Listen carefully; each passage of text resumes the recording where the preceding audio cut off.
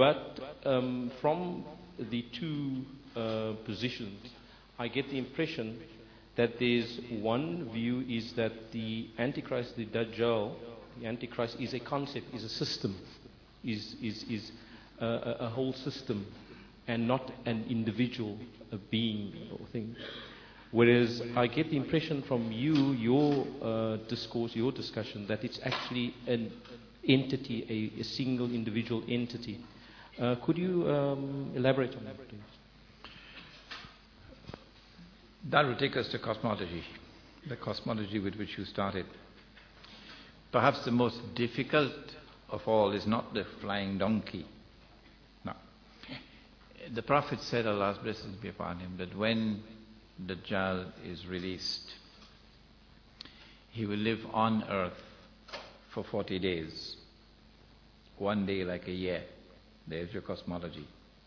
One day like a month. One day like a week.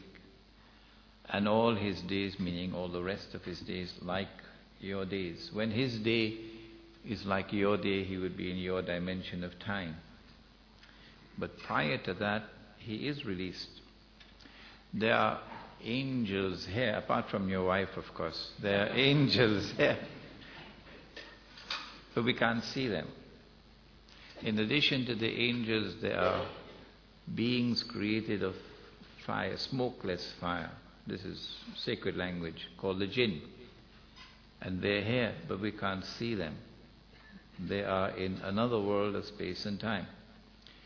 So when the Antichrist is released, he would be in 3 different worlds of space and time, 3 different stages of his mission, where a cosmological presence impacts upon politics and economics.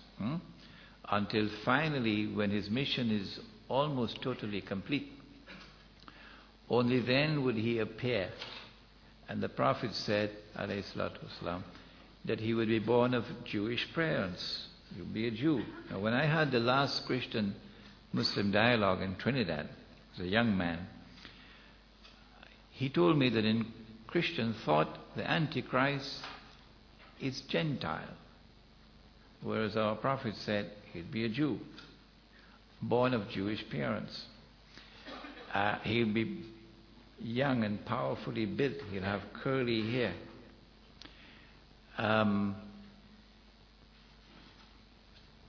But although he appears as a human being, he would not be a human being. Because he would not be subject to judgment on the last day and be rewarded with heaven or punished with hell. He would appear as a human being. So there is a most definite cosmological dimension to the understanding of the subject of the Antichrist. My book, Jerusalem in the Quran, I've attempted to grapple with that cosmological problem and to show the linkage between cosmology and politics, cosmology and economics, and in particular cosmology and international monetary economics.